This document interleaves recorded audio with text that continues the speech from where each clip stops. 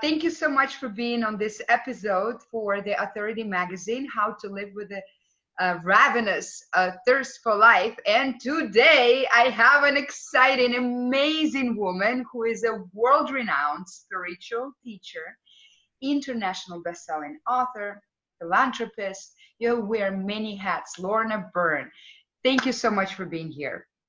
Well, thank you so much for inviting me to do this interview with you and to, spread the word of love and good and happiness and joy and peace.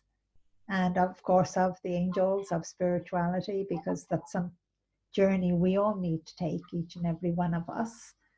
And that is so important. So thank you so much.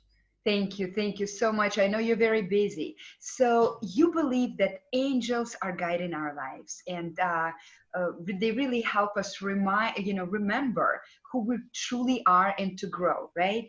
And they show up to solve our problems. They guide us on our way. So tell us, please, right now about your incredible using all your angel steward that you have. Wow, using all of my angels, that is one thing I would say to everybody. If you're a doubter or a non-believer, and it doesn't matter, what religion you are, or whether you say to yourself, I don't believe in anything, every single person, good and bad, I always say, has a guardian angel. And that is one thing that is, so many people have said, Lorna, are you sure, they have a guardian angel? And they'd be standing in front of me and I'd say, yes, you have a guardian angel right there with you. So you're never alone. They're there to guide you, through life, to give you, thoughts into your mind or feelings, all positive and good things. And your guardian angel is the gatekeeper of your soul. But your guardian angel calls in even other angels to give you a helping hand as well. And I know sometimes I might name these angels, and one of them, which people right across the world love, and that is the unemployed angels. And unemployed angels just help you with trivial things. Just say to yourself, I could do it an unemployed angel today in my life, and your guardian angel will have one there before even you spoke the words or the thought came into your mind. And I hear from so many people that, they start to find that that day was easier than what they thought it was going to be. And angels are very good at helping to cheer us up as well. They guide us. They can't do things for us, but they guide us. And I know they can't step over that free will that we have, but you always have a choice. And, just remember, you're never, never alone. Your guardian angel is right there.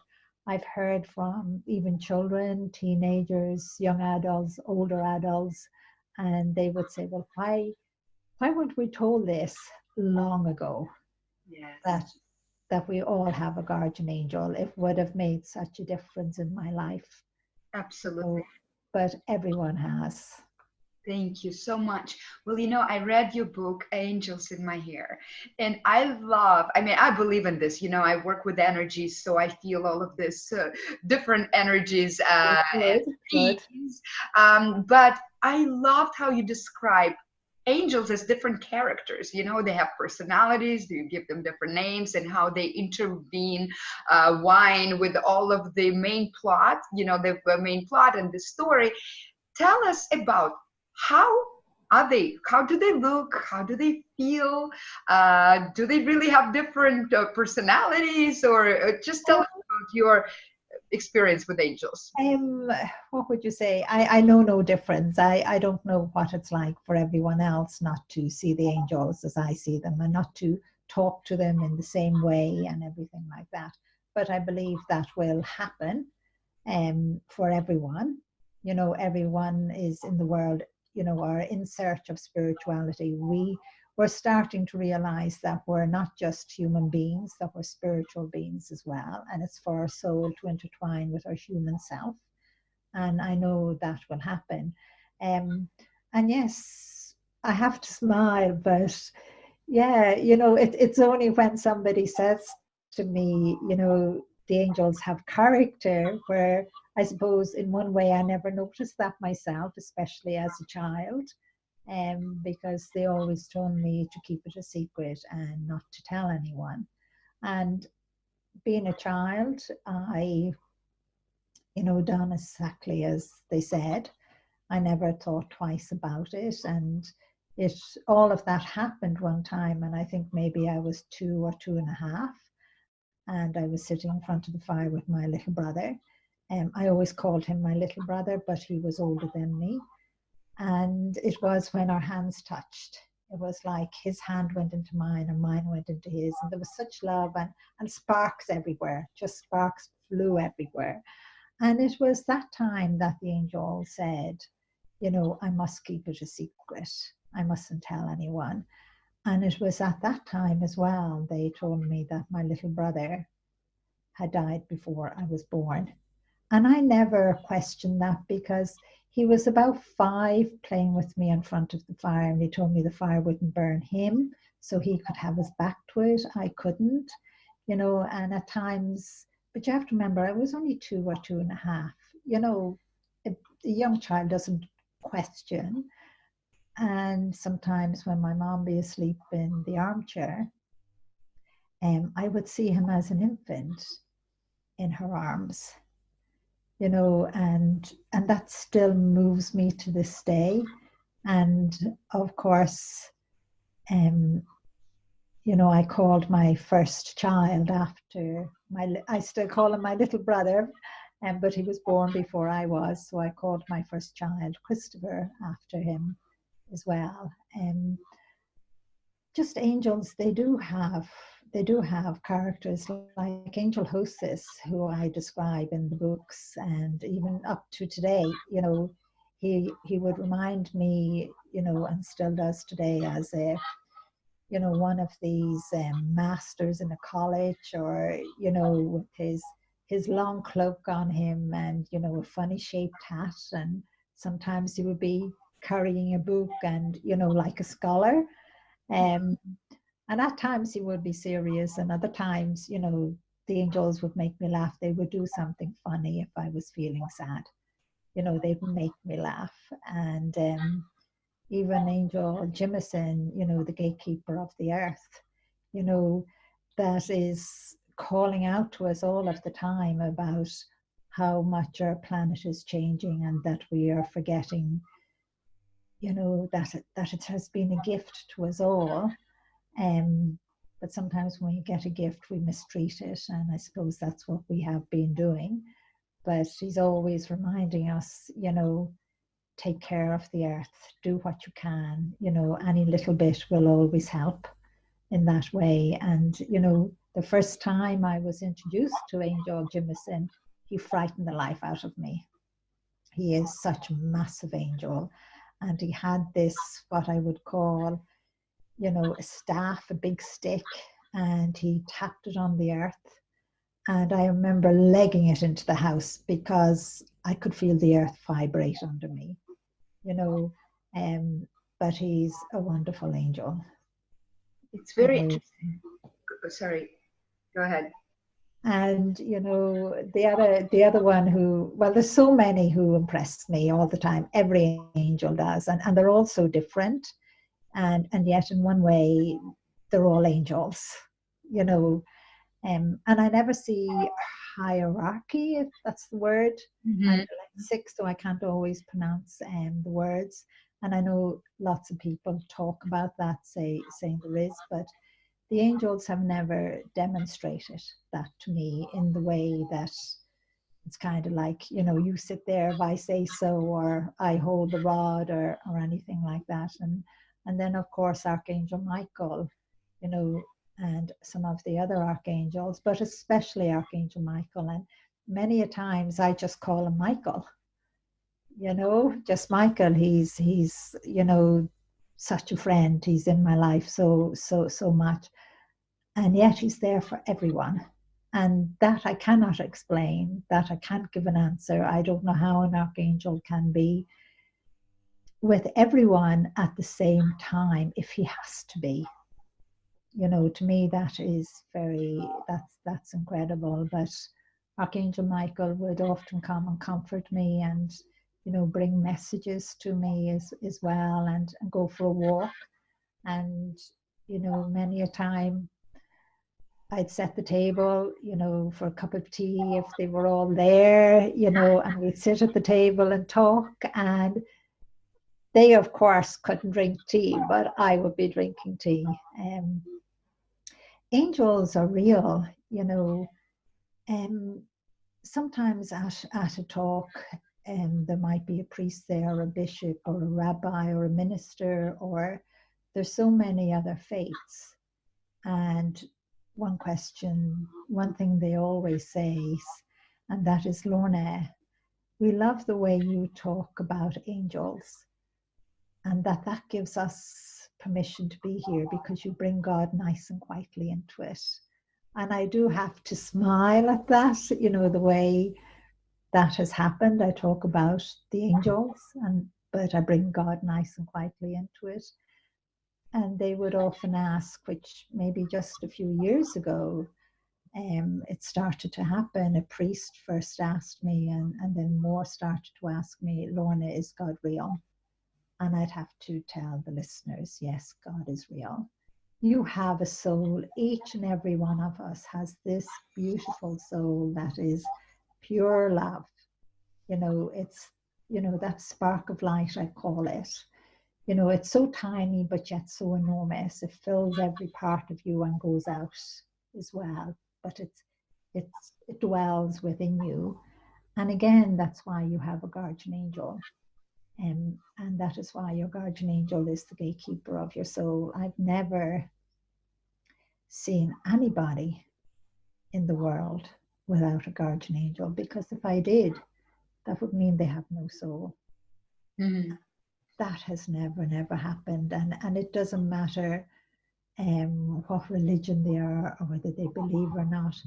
I just have to smile because it's so wonderful to see that. And you know, your soul is pure love. And sometimes we call that, you know, the inner child, or we want to find ourselves, we want to get to know. It is that we're actually in search of the spiritual part of us. Sometimes what different faiths kind of are afraid of is, the supernatural. That's what your soul is. That's what your guardian angel is. That's what God is, you know, no matter what your beliefs are. And angels are real. I see them every day. Can't see your guardian angel. It would be on occasions I have been allowed to see on a screen. It usually would be the TV, but it's very rare. It's very seldom happens.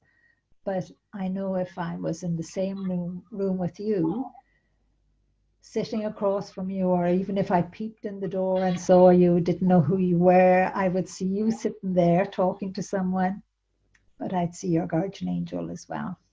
Your guardian angel never leaves you, not even for 1 second. So you're never alone. And some people would say, even in the bathroom. And I'd say, yes, no matter what you're doing, your guardian angel is right there. They don't look on us negatively. We are the most precious thing in the world to your guardian angel.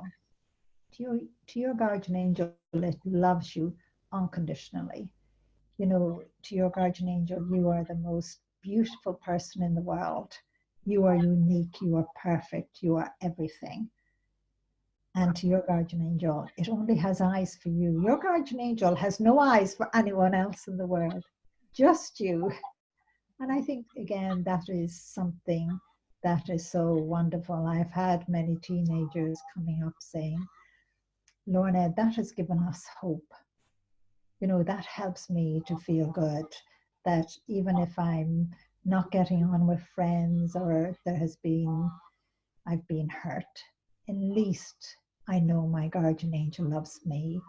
Even if I was nasty, sometimes they would say, even if they weren't so nice to their friends, or their friend wasn't so nice to them, your guardian angel never judges you whatsoever, just loves you. That is incredible. What a great knowledge, really. Now, I've experienced something like this when my father passed away. We actually interacted. He gave me feathers. I would find feathers Wow. everywhere, and I would know it's from him. You know, I open my computer, there's a feather. I go to a Zumba class, there's a feather. Better. Yes. So that was a moment where I felt the presence and I really loved it. But then I lost it, you know, as time went past. Do you have any concrete tools of how can we develop that connection and sensitivity? Maybe not to the extent that you have it, but so we can feel it, because it is a wonderful feeling, really. And we're humans, we want tangible things, you know? Yes, we do. And I think that is wonderful. But remember, at that time, you needed that. So the soul of your father will always be in and around you, and you will feel his presence when you really need him. It's like, you know, your guardian angel calls in the soul of your dad or anyone else that you loved or you liked even, you know, in that way. We, what way can I say it?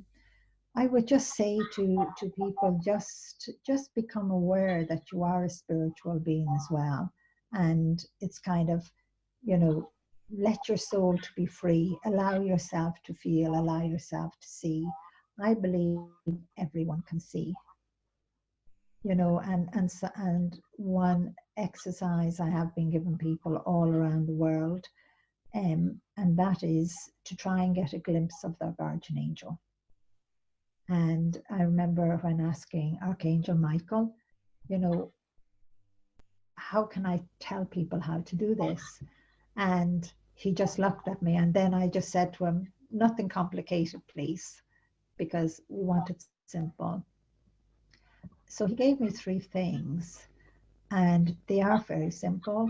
And one was, you know, maybe when you're going to work or you're passing a shop window or a window in a house or whatever, and you're not looking at the window or anything, but you catch a glimpse of your guardian angel in the window just for a second. And every time that happens, it's like for you to acknowledge, yes, I did catch a glimpse. The first time you may not be even able to make out what you saw, but it's like to acknowledge it. I think to acknowledge it to your human self and to your soul, and ask for your soul to come forward more so, and for you to be more open, so that the next time you catch a glimpse, you acknowledge again, and I believe it'll get clearer and stronger for people. And the other one was, which was, I had to smile, was like a puddle of water on the ground, and you're rushing for a bus or whatever, or you're a teenager and you're walking to school, or, you know, in that way, you could catch a glimpse of your guardian angel in the puddle of water just for a second. And the third one was a wing mirror of a car. And I remember saying to Archangel Michael, but there's lots of modern cars coming in and these mirrors fold in.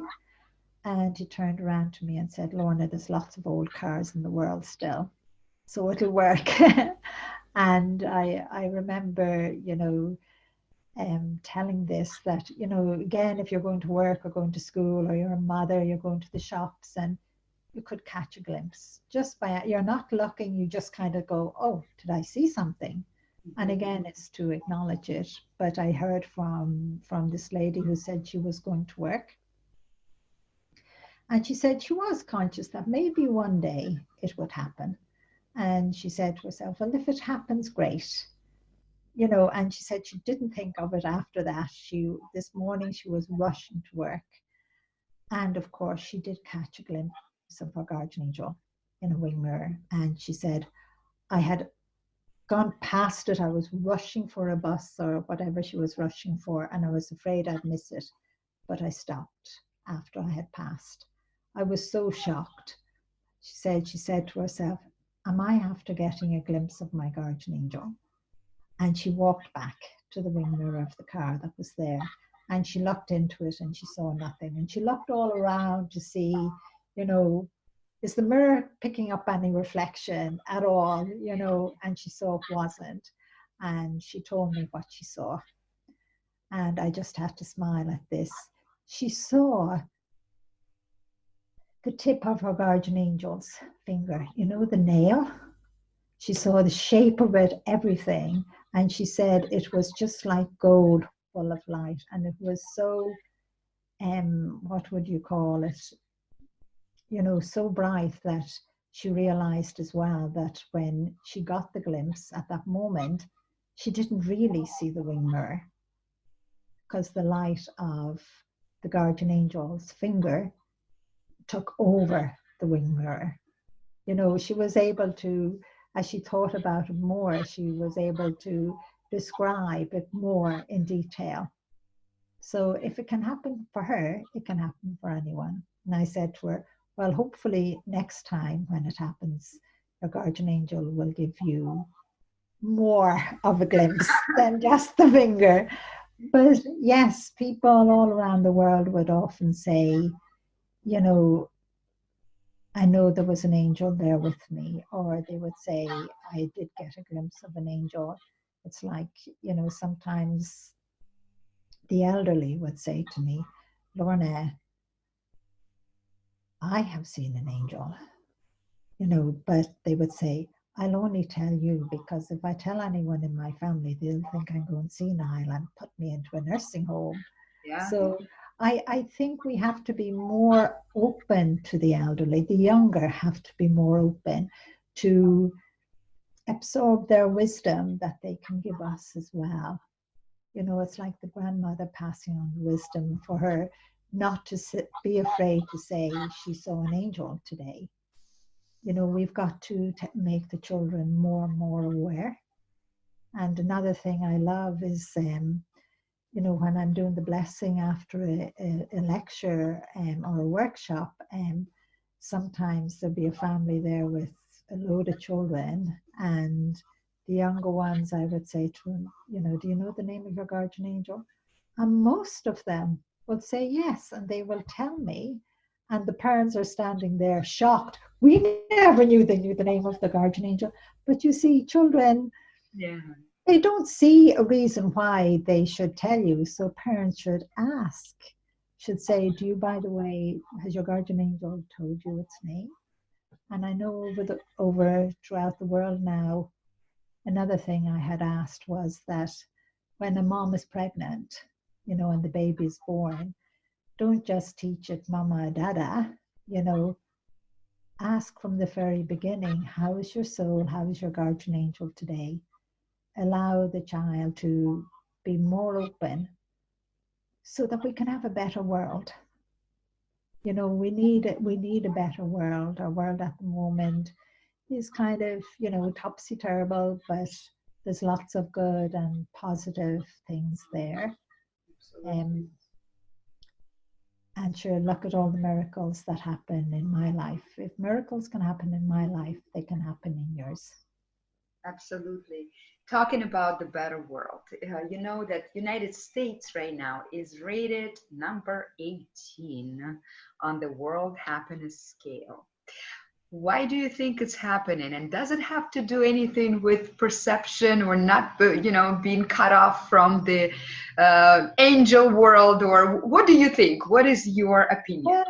Well, I know you have read Angels in My Hair, but I think it's in Stairways to Heaven, I start to talk about the American gathering angels. You have been gathered from all over the world. You know, you are the new race. You're meant to grow spiritually quicker than the rest of the world. It's up to you. And I guess that's why God is sending me to America, just to let people know, and it's your choice. I can't force anything on you, but I believe the American people can do it. I have no doubt whatsoever, you know. And you know, you're the new race. It's like every time I get off a plane, the atmosphere is so different, in the sense of that, how can I describe it? It's like it's full of electricity, but positive and good. You know, so it's kind of open up, change the world for the better.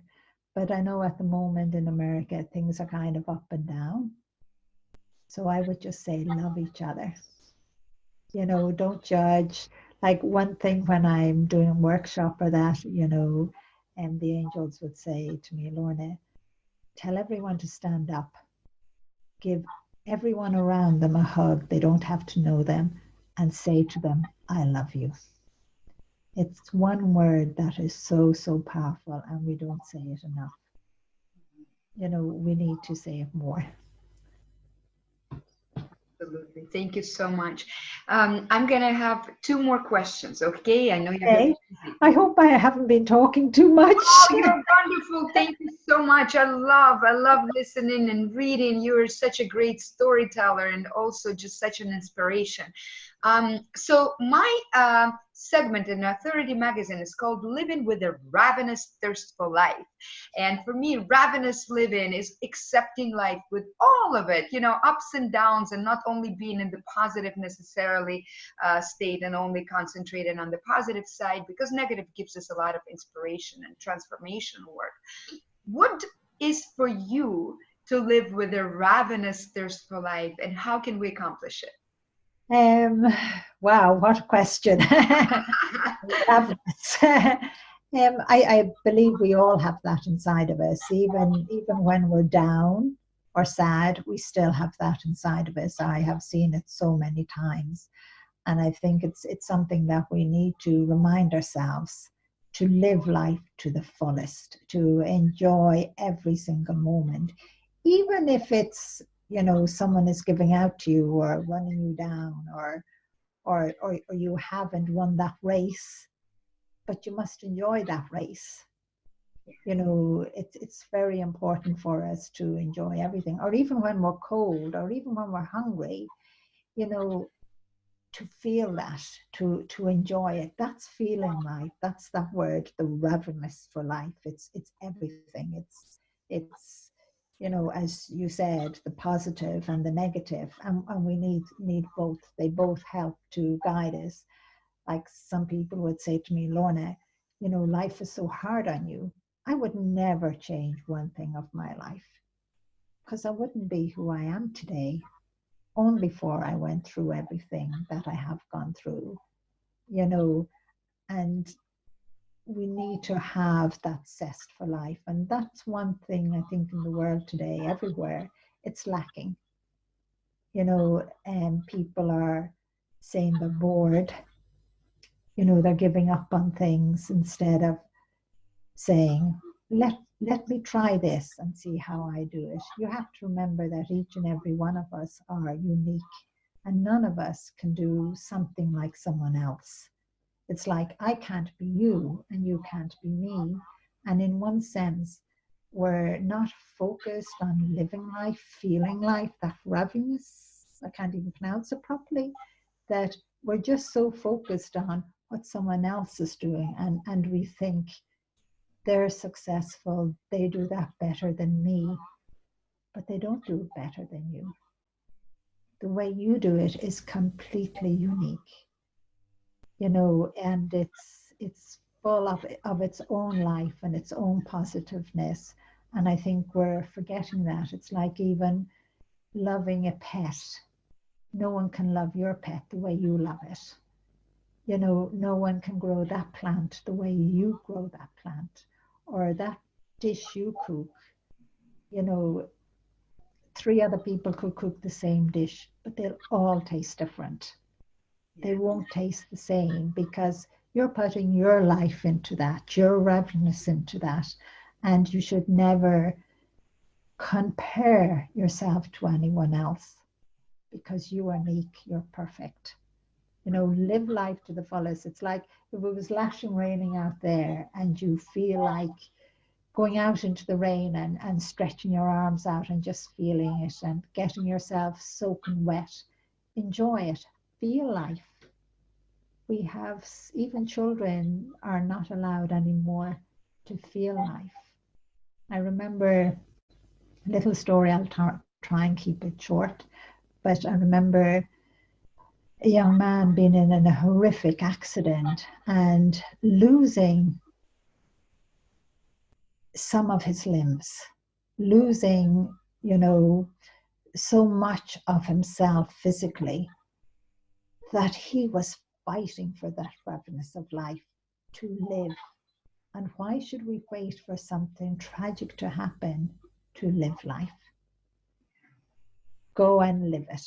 You know, you go for a walk, enjoy that walk, take in that fresh air, you know, let it come in and go out, and clear your mind, clear everything within you. Just feel life, even feeling life of the air. We have forgotten. It's like as if lots of things haven't been passed down. We kind of maybe feel we're too intelligent, we're too bright, and everything is to do with technology. But some of the futures I have seen, technology has nothing to do with the child that crosses the river without a bridge. I mean, not walk in the water, cross it. Yeah. That has nothing to do with technology. That has to do with the intertwining of the body and soul, of us growing more spiritually, recognizing that we're not just a human being, we're two beings. We're a spiritual being and a human being, and we haven't accepted one. And so many of us cry out, we want to know that inner child, or we want to know that loss we feel. We call it so many different things through generations and through different religions and all kinds of different things. But it's the soul, it's the spiritual part of us. It's that supernatural part of us that we're kind of still in denial. We still kind of, like, that was one of the things, I'm probably talking too much, but that was one of the things that when I wrote the first book, I was scared of. I was saying to Archangel Michael, you know, I'm dyslexic, I can't read, I haven't been educated, they're going to laugh at me and ridicule me. And I was actually scared of that, you know, but you know something, now it doesn't matter, because it has done so much good for so many people right across the world, of all religions and none. And you know, to help someone else, that's what it's about. That's what life is about. It's like you going down the road and you're living life, you're feeling that zest. But when you're feeling that zest, if you see someone that needs a helping hand with a shopping bag, give them a helping hand, you know, or they need a smile, a hello, give them a smile and a hello, or stop and ask them, how's your day? You know, it's kind of live life. Don't think that life is just all about the material things and work, because you're missing out on life. Mm-hmm. Absolutely. So you mentioned that comparison is one of those things that separates us from our really living with our passion and the ravenous living, right? Another thing that separates us is insecurities and doubt. And looking at you, a successful person like you, nobody can ever imagine that you have moments of insecurity and doubt. Lorna, do you have those moments? Of course I do. Of course I do. All of the time. And You what do know, when going, you know, I have been, I can't tell you what's happening at the moment, but, you know, when it was something, I will write about it, you know, when my husband was alive, Archangel Michael said something to me, something particularly, and I took no notice of it. And then Joe died, and years have passed. And then the last couple of years, again, that same thing came back up. And I'm in shock, because it is incredible. You know, don't compare yourself to someone else, and remember, you know, miracles happen. And, you know, I never ask God or the angels where I'm going. And I know most people do, Mhm. but I don't. I actually just go down that road, and it doesn't matter if it's full of potholes, I'll climb into them and climb out of them. It doesn't matter if everything falls asunder, and when I get to the top, I'll just keep walking again. You know, And I suppose that's something the angels taught me from when I was a child. You know, I would say to everyone, they taught me everything I know out in nature. Hmm. You know, not in a building. It was actually out in nature. Yes. So yeah, at times I just say to God and the angels, you're blowing my mind away. Go away, leave me alone. Where can I hide? I'm always looking for places to hide. And that's one thing that God would say to me, Lorna, why are you hiding? You can't hide from me. You Hmm. know, and I know I wrote one of the stories, I think it's in Stairways to Heaven, you know, about God's library, and I hiding behind this big, huge book, thinking he couldn't see me. God couldn't see me. And of course he could. So that was it. I was caught. Where to hide. Wonderful. Well, thank you so much. Tell us, please, very quickly about any exciting new projects that you have. Maybe share some secrets for your audience. Let us know what's going on. What? Well, I suppose part of what's unfolding at the moment, and I have already told it at some workshops in America, I Hmm. would say that I'm asking Mike to bring people over to Ireland to do workshops in Ireland with me, but they will be completely different than what people understand. Yes. So I had to smile. So many people at the workshops responded. And I just said, I don't know what the price plane tickets are from the States to America, but I said, start saving. Yes. That's the way I put it, because we need to grow spiritually more. You know, we just need to, you know, I want everyone to see the guardian angel. I want everyone to hear as clearly as I hear. You know, I want them to hear the knock on the door and the angel walk in, you know, and I'm no different than you. It's just that I was severely dyslexic, and I still am. And way back then, I was considered retarded as a child, so nobody bothered with you. But then, you know, the angels did, God did. And I suppose I didn't get, don't like using this word, but they taught me this word from the time I was very small. I didn't get contaminated by the world. And it's kind of maybe for us all to undo that. Yeah. You know, so I'm looking forward to that project unfolding in maybe a year and a half, you know, and people coming over here. And that story I told you about Archangel Michael, it all has to do with that, you Oh. know, which is an incredible. I am signing up because, Okay, sign up. Have in Ireland this year 4 times. you? Yes, I led a spiritual retreat there, and then all of my connections are through Dublin. So long connections I would get out. There's something about Ireland for me in this part, state of my life that is connecting, and of course, listening to your wisdom and your revelations. That would be so wonderful. Thank you so much for your beautiful heart, for your incredible ability to really inspire, because I'm sitting here and I can imagine how many people after this interview really stop feeling like they're completely alone or something is wrong with them. That is the most predominant feeling, I think, especially here in the States. Very often, I'm Russian and I come from the old world to the new world, and I see the difference in a sense that we're so economically richer, yet so much more separated here.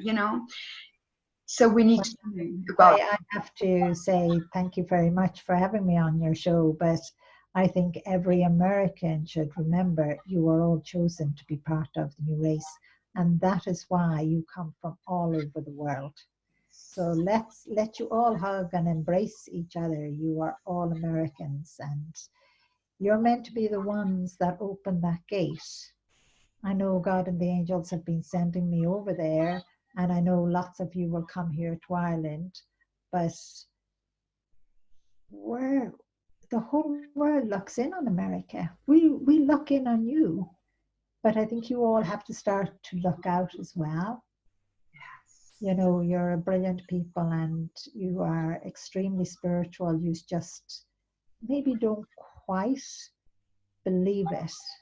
You know, you've got to start to believe in yourselves. You are unique, you are beautiful, and you're perfect in every way. And yes, we can change the world for the better. Thank you. Thank Okay? you so much. You're wonderful. Thank You're you. welcome. God bless.